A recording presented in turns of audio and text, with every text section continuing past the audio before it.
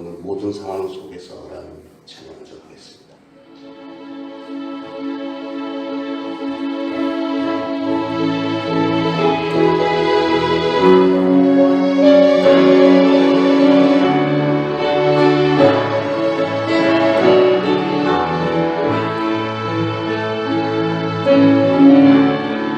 모든 상황 속에서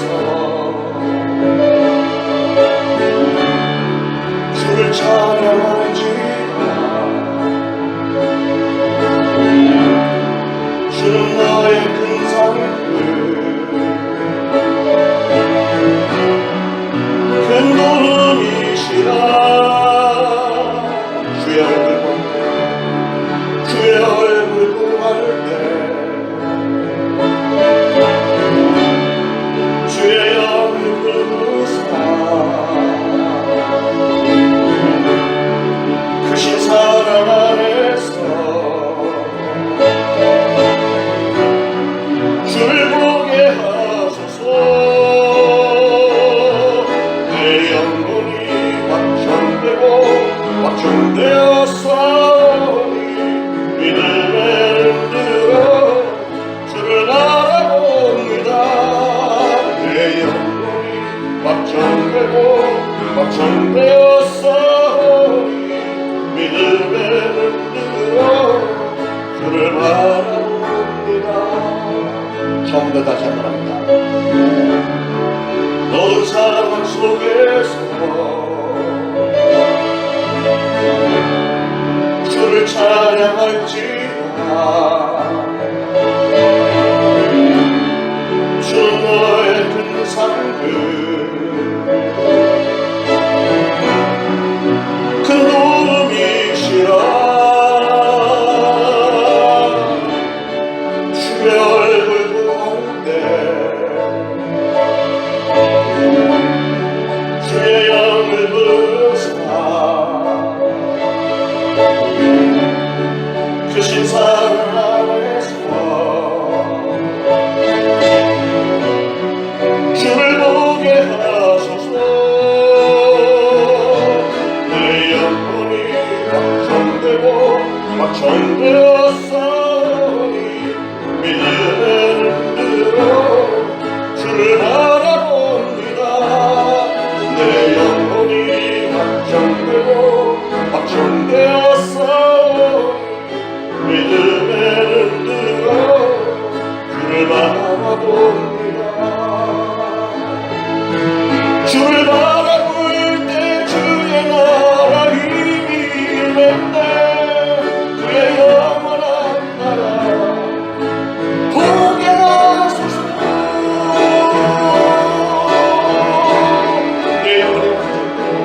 내 영혼이 확정되어 싸우니 믿음에 흔들어 주를 바라봅니다. 내 영혼이 확정되어 싸우니 믿음에 흔들어 주를 바라봅니다. 아멘. 시편 57편 7절부터 11절까지 보겠습니다. 시편 57편 7절로 11절 우리 다 같이 한 목소리로 받들어 봉독하겠습니다. 하나님이여, 내 마음이 확정되었고 내 마음이 확정되었사오니 내가 노래하고 내가 찬송하리다. 내 영광아 깰지어다. 비파야 수금아 깰지어다. 내가 새벽을 깨우리로다. 주여, 내가 만민 중에서 주께 감사하며 뭇 나라 중에서 주를 찬송하리다. 무릇 주의 인자는 커서 하늘에 미치고 주의 진리는 궁창에 이르나이다. 하나님이여, 주는 하늘 위에 높이 들리시며 주의 영광이 온 세계 위에 높아지기를 원하나이다. 아멘. 이 시편 57편 역시도 다윗이 읊었던 시들 중에 하나인데, 특히 오늘 이 시편 57편은 다윗이 사울 왕의 추적을 피해서 굴 속에 숨어 있으면서 읊었던 시입니다. 그래서 57편 시작하는 부분에 보면 하나님이여 내게 은혜를 베푸소서. 내 영혼이 주께로 피하되 주의 날개 그늘 아래서 이 재앙이 지나기까지 피하리이다. 이렇게 고백으로 시작을 합니다. 다윗은 지금 비록 굴 속에 숨어 있지만 그러나 하나님께로 피하겠다는 그런 신앙의 결단입니다. 다윗은 4가지 사실을 고백을 했는데 첫 번째는 마음을 확정했다.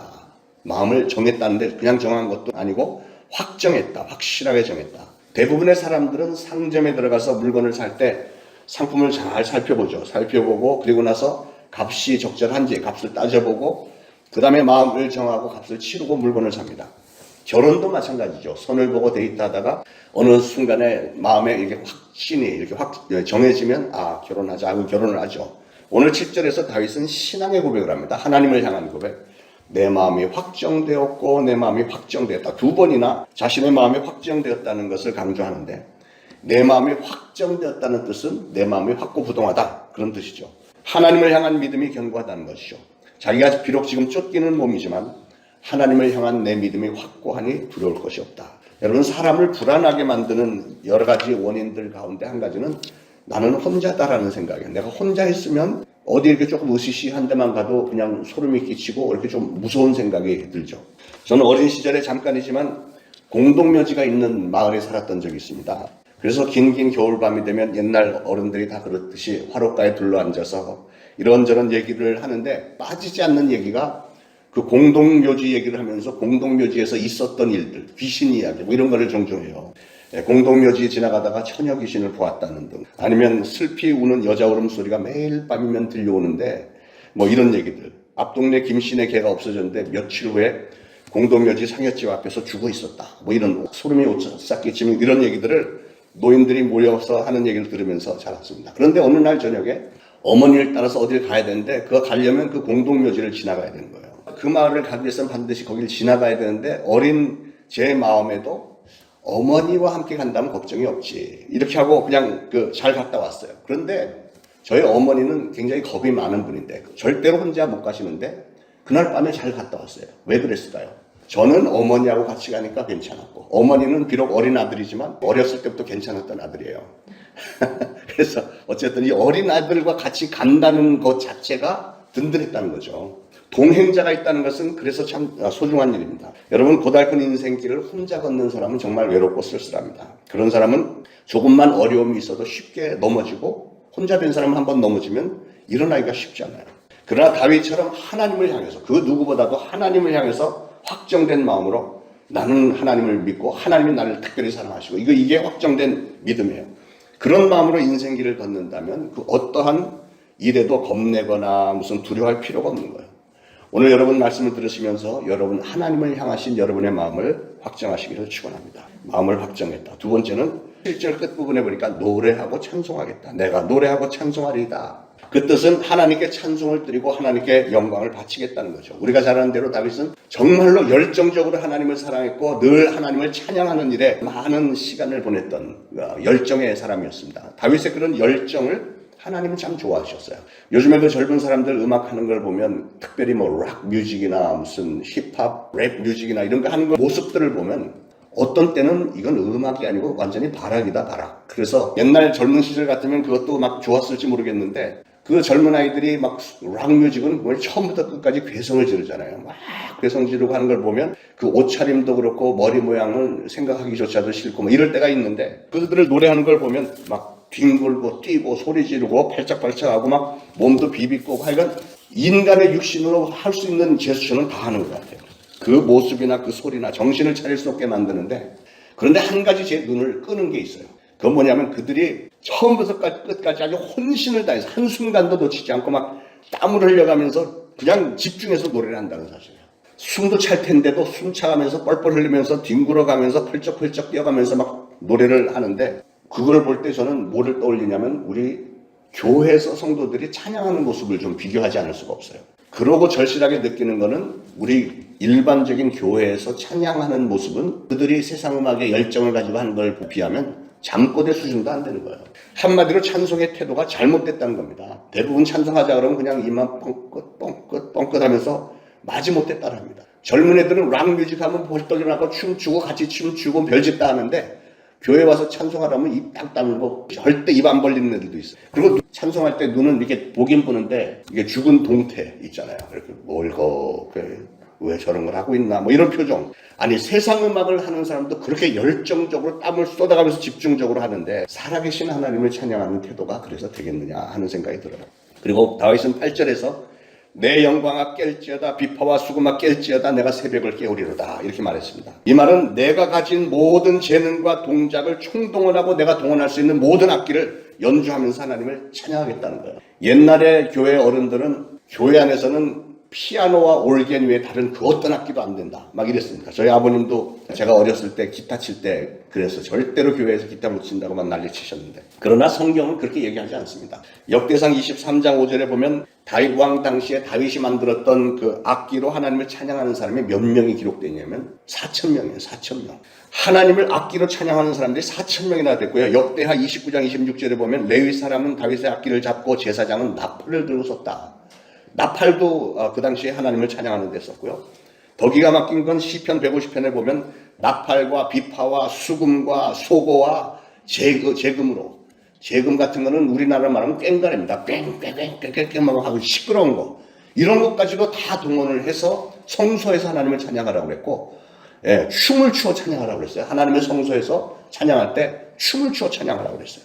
그러니까 하나님을 찬양하기 위해서는 모든 악기와 여건과 능력과 재능을 총동원해서 찬양하는 것이 맞다는 것이죠. 오늘 이 본문에서 내가 노래하고 내가 찬양하리다 하는 말씀을 또 주목을 해야 됩니다. 하나님을 찬양하는 일에 내가 하겠다. 남이 하는 거 구경하는 게 아니고 내가 하겠다.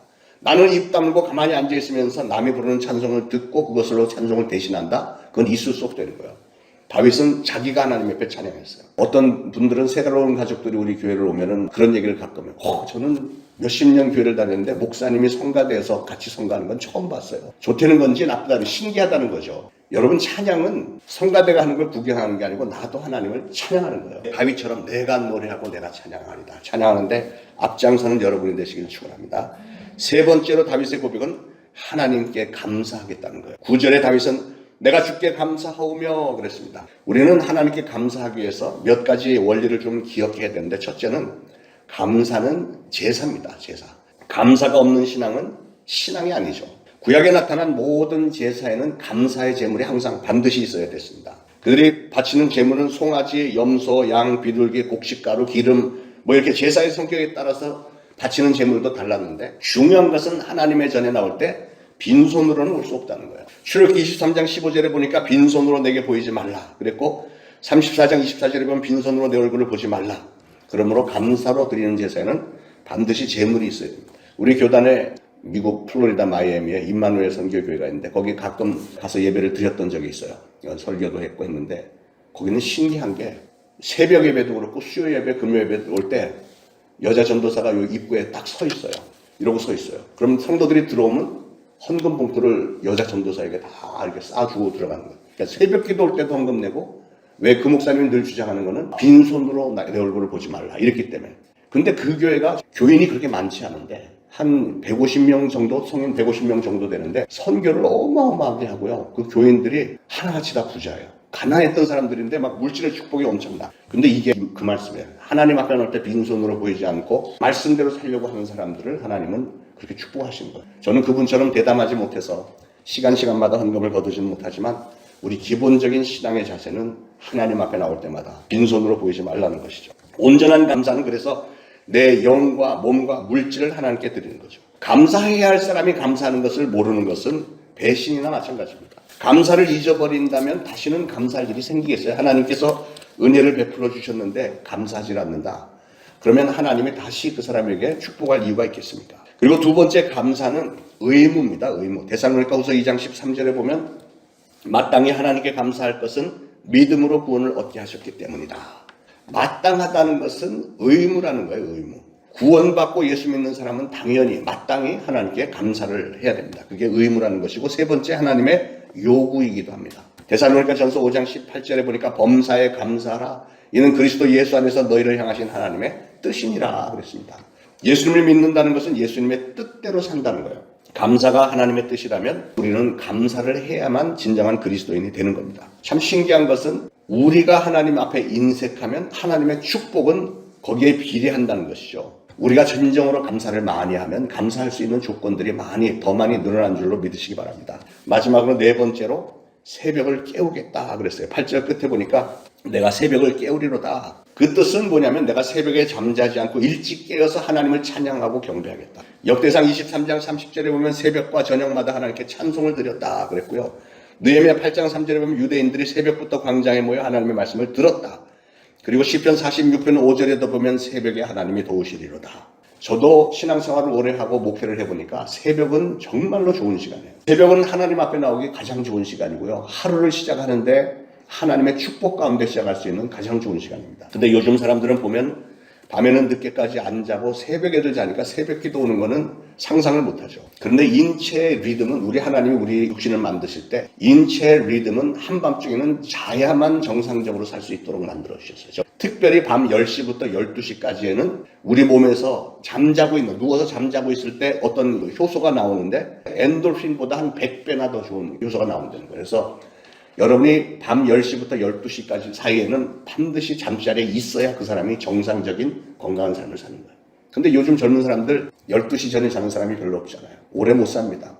건강하려면 그 시간은 잠을 들고 제일 좋은 거는 10시 이전에 잠이 들어서 새벽 4시 반에 일어나서 새벽 5시에는 교회 나오는 거. 이게 최고로 좋은 줄 믿습니다. 예. 일찍 일어나고 일찍 자는 것이 건강에 참 좋은 거예요. 저희 아버님 건강, 정말 신기한 건강을 가지신 분이었는데 제가 어릴 때 자랄 때 보면 저희 아버님은 운동이라는 걸 하신 적이 없어요. 48년 목회를 하시고 은퇴하고 나서 그때는 시간이 있으니까 어머니하고 산책을 좀 하셨습니다만 목회 기간 중에 운동이라는 걸 하신 적이 없어. 새벽부터 일어나서 그냥 말씀 준비하고 전하고 맨날 신방 다니고 막 이랬는데 그런 위대한 건강을 가지신 분은 저는 없을 거라고 생각해요. 너무너무 건강하시고 정말로 막 단단해. 막 차에도 몇 번 치였는데도 까딱 없어요. 병원도 안 가.